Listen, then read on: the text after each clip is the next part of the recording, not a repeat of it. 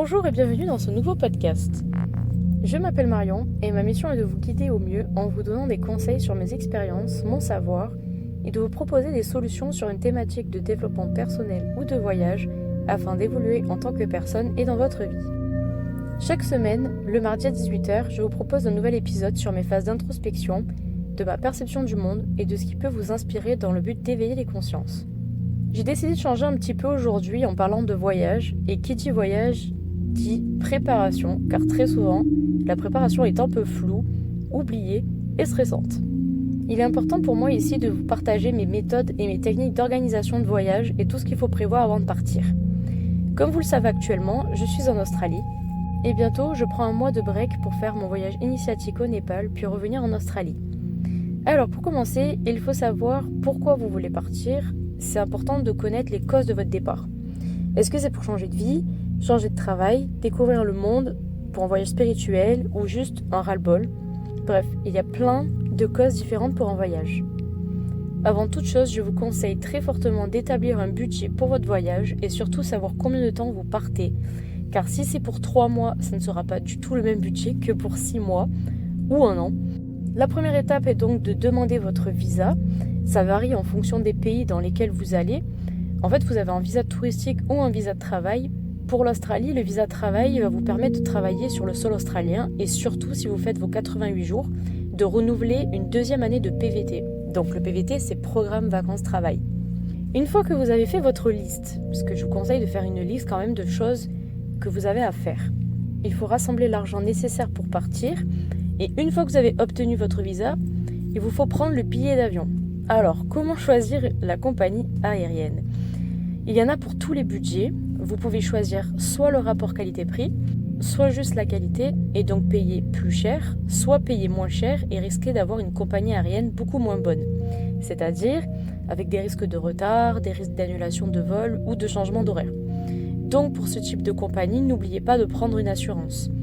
Là en tête, j'ai juste Air India, mais c'est vrai qu'il peut y en avoir pas mal. Donc on appelle ça en fait des compagnies aériennes low cost. Évidemment, vérifiez votre carte d'identité plus votre passeport et demandez un permis international NATI.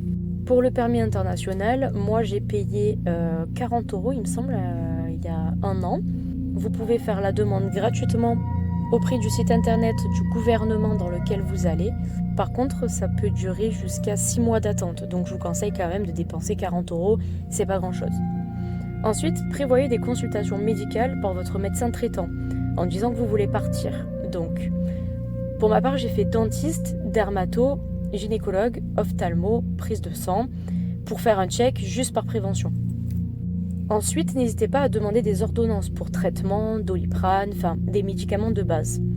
Il faut faire attention parce que si vous avez un problème de santé, il faudra tout déclarer auprès de l'aéroport. Moi, j'ai pris 2 sachets de médicaments au cas où. Il ne faut pas en prendre trop non plus parce qu'il ne faut pas oublier que normalement où vous allez, on est quand même dans un pays civilisé, donc il y a des médicaments. Après, si vous allez dans un pays plus pauvre, là, il faut prévoir un peu plus. Ensuite, il y a le logement à prévoir, donc soit Airbnb qui sera moins cher en général, car Booking ou autres plateformes comme ça ont tendance à pomper un peu votre argent et à prendre énormément de marge. Soit des auberges de jeunesse, mais en général ça coûte assez cher, et puis c'est pas super top au niveau hygiène. Et puis, souvent, vous vous retrouvez avec des chambres à 6 personnes. Bon, moi qui étais en internat, j'ai un peu l'habitude, mais je vous avoue que j'ai préféré un Airbnb. Surtout quand vous arrivez en couple, vous aurez tendance à vouloir avoir un peu votre intimité. Ensuite, vous avez des petits hôtels ou des hébergements que vous pouvez trouver sur place. Après, je vous conseille de ne pas prendre plus de 2 ou 3 semaines, car vous pouvez rapidement voir sur place et c'est beaucoup plus pratique et plus économique. Ensuite, prendre une assurance de voyage. Donc, pour moi, c'est très important. J'en connais 2. Moi, là, j'ai Go by AVA, mais il y a aussi Chapka Assurance. Et pour l'instant, je n'ai pas pu encore la tester, mais de ce qu'ils m'ont expliqué, il faut imprimer des papiers pour que le médecin remplisse en avance, afin de pouvoir avoir un remboursement sur les soins. Vous avez des assurances pour les sports extrêmes, chose que je n'ai pas. Je vous suggère vivement de lire toutes les petites lignes. Ça, c'est plutôt important. Concernant le rapatriement, si jamais vous êtes malade, si un proche décédé, etc. Une fois que tout ça est fait, En général, en parallèle, vous allez demander de déposer un préavis si vous avez un appartement en location. Tout dépend à quelle date vous partez, mais si vous partez par exemple dans 3 mois, vérifiez le préavis avec votre agence ou le propriétaire pour voir combien de temps dure votre préavis et n'oubliez pas de le faire par lettre recommandée. Ensuite va s'ajouter peut-être la vente de votre voiture, la vente des meubles et un tri de vêtements. Enfin, moi je vous conseille quand même de faire plutôt plusieurs marchés le dimanche pour vendre un maximum de choses et du coup avoir plus d'économies. Ou même par exemple utiliser Vinted, Le Bon Coin ou autre. Ça sera également la période pour acheter vos affaires et votre sac de voyage si vous ne l'avez pas encore. Attention, ne vous surchargez pas. Moi j'ai pris un sac de 50 litres, c'est très bien pour les femmes. Vous avez tout type de sac, vous avez des sacs beaucoup plus chers dans des marques plus connues. Après moi j'ai acheté le mien chez Decathlon et il est très très bien. Je l'ai acheté je crois 130 €, mais le sac et les chaussures sont hyper importants en termes de qualité, donc n'hésitez pas à mettre de l'argent plutôt là-dessus. Arrive maintenant le moment de faire les cartons. Une fois que tout a été trié, ce qui n'a pas été vendu, vous pouvez par exemple le laisser à des amis ou à de la famille de côté, en attendant de voir si vous rentrez ou non. Et ensuite, une fois que les cartons sont faits et que la date approche, il va falloir commencer à dire à tous les organismes auxquels vous souscrivez un forfait que vous arrêtiez, donc par exemple le forfait téléphone, la box, internet, l'électricité. Prévoyez quand même un mois à l'avance parce que moi je me suis fait avoir avec la box et j'ai dû payer plus de 60 € pour la rendre. Surtout prévenir le Pôle emploi, donc France Travail, la CAF, la mutuelle, la sécurité sociale, l'URSSAF si vous avez une entreprise et les impôts. Après vous pouvez voir d'autres organismes mais normalement il n'y a que à prévenir. Dans la foulée, je prépare également mon CV si je veux travailler à l'étranger et surtout savoir s'adapter dans le pays dans lequel on va aller. Pour ma part, le CV australien n'a rien à voir avec le CV français. Il n'y a pas de photo, il doit faire environ 4 ou 5 pages et toutes les descriptions doivent être détaillées. Et en plus, il demande en général des références à appeler au cas où, donc des autres travails, soit en France, soit à l'étranger. Bon, en général, il ne s'appelle pas en France, mais on ne sait jamais. Ensuite, vous pourrez commencer à comparer l'euro et la dénomination de votre pays pour connaître les comparaisons des prix. Mais surtout, je vous conseille d'ouvrir un compte Wise pour vos transferts d'argent partout dans le monde qui va vous permettre de transférer à moindre coût. Pour moi, c'est le plus avantageux. Vous pouvez payer la carte bancaire à 10 € mais c'est pas obligatoire. Vous pourrez regarder sur mon Instagram Marion Mindfulness. J'ai un lien Wise si besoin. Ensuite, renseignez-vous vraiment car les ATM prennent énormément de marge. Méfiez-vous aussi des ATM dans les aéroports. Et où est-ce que vous transférez votre liquide une fois sur place ? Bon, là, on parle quand même d'échange de liquide, donc quand même faites attention. Pour votre courrier aussi, vous aurez peut-être besoin de faire un changement de domicile auprès de la poste. Je sais que c'est assez cher, donc pour moi, je n'ai juste pas fait de suivi de courrier, mais si ça vous tient à cœur, vous pouvez le faire. Concernant votre numéro de téléphone, si vous ne voulez pas le perdre, surtout le numéro de téléphone, parce que pour ma part, il est associé à énormément de comptes. Moi, je paye 2 € chez SFR pour le garder à l'année. Concernant les élections, vous pouvez faire une procuration si vous souhaitez. Pas besoin d'aller jusqu'à l'ambassade, une simple démarche internet suffit en général. Une fois que tout est checké sur votre liste, que vous avez fait tout ce qu'il y avait à faire, là je vous ai donné le plus important, après peut-être qu'il y a d'autres choses à faire, l'heure est arrivée pour vous de partir. Et une fois que tout est fait, les au revoir, les fêtes amicales, familiales très difficiles, l'heure est venue de préparer votre sac. Sachez que si vous dites au cas où, ne le prenez pas. En général, pour moi, vu que je suis une fille, je prends un peu plus d'affaires, donc 10 culottes, 10 chaussettes chaudes et froides, 3-4 soutifs, un maillot de bain, 5 pantalons, 2 jeans, 2 leggings et un de soirée, une robe, une veste polaire, 2 sweats, une doudoune, un chapeau ou une casquette, une paire de chaussures de ville, une paire de chaussures de marche, parce que ça c'est hyper important, moi je les avais pris chez Decathlon, des tongs, vous êtes vraiment très utile, un petit savon, un shampoing, lingette, déo, brosse à cheveux, brosse à dents, serviette hygiénique, cup, enfin bref, tout ce dont vous aurez besoin en termes d'hygiène. Ensuite, une serviette de bain, une trousse avec un coupe-ongle, pince à épiler et rasoir, des lunettes de soleil, des médicaments avec vos ordonnances, et surtout n'oubliez pas, je crois que j'avais déclaré que j'avais des petits médicaments et à la douane c'est possible qu'ils vous demandent d'enlever toutes vos affaires des sacs pour vérifier. J'ai pris un petit sac à dos Eastpak avec une petite sacoche, avec tous mes papiers à l'intérieur. N'oubliez pas de prendre un double de vos papiers, très important. Et le gros sac à dos qui va partir en soute.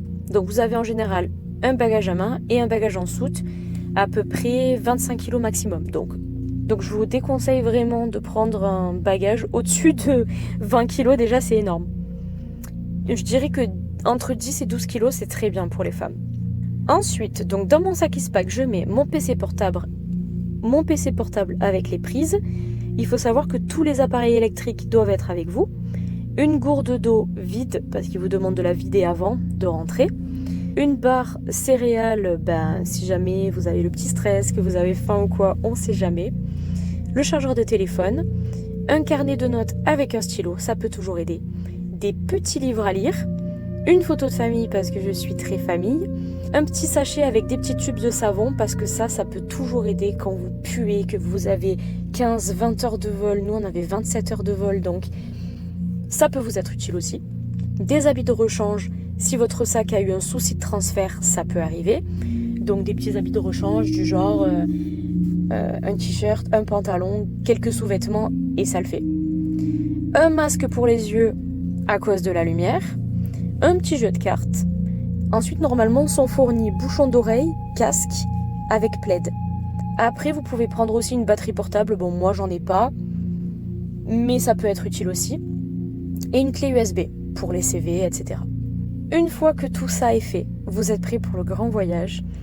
Sur place, il vous faudra faire votre compte bancaire, acheter une prise adaptateur, faire votre forfait de téléphone avec une carte prépayée.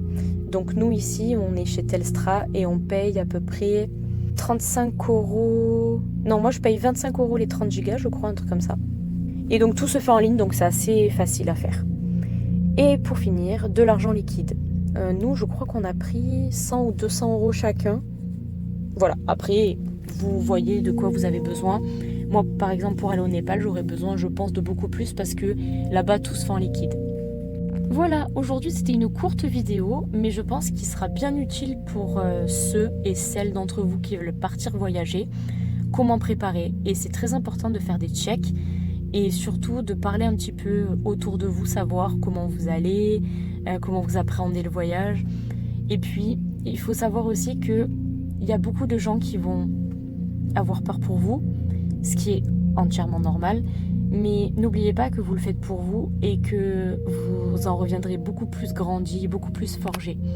Et puis le voyage, ça fait toujours du bien au moral. Donc, ne vous inquiétez pas. Si vous avez besoin, vous pouvez aller sur des forums, parler à des gens sur des groupes Facebook. Voilà, vous trouvez toujours des personnes pour vous encourager dans votre démarche. Et si vous avez des questions, n'hésitez pas à me les poser sur mon Instagram. Je vous ferai un plaisir de vous répondre. Je pense que pour moi, ça serait bien, voire mieux, de faire un podcast toutes les 2 semaines. Comme ça, je prends vraiment le temps de bien écrire, de bien faire mes recherches, de faire un travail beaucoup plus propre et surtout de vous donner beaucoup plus de détails et de conseils, parce que c'est vrai que là, en ce moment, comme on a le travail et tout, c'est beaucoup mieux pour moi de prendre le temps. Donc à partir d'aujourd'hui, je ferai un podcast toutes les 2 semaines. Donc j'espère que ça ne va pas vous déranger, mais au moins vous aurez un contenu de qualité. N'hésitez pas à partager, à me poser toutes vos questions en commentaire. Si vous voulez des vidéos sur Instagram ou sur TikTok, n'hésitez pas à me dire aussi, ça peut être utile, parce que peut-être qu'en podcast, c'est moins évident. J'espère que votre voyage va être bénéfique pour vous, mais ça je n'en doute pas. Sur ce, je vous souhaite une bonne journée et une douce nuit.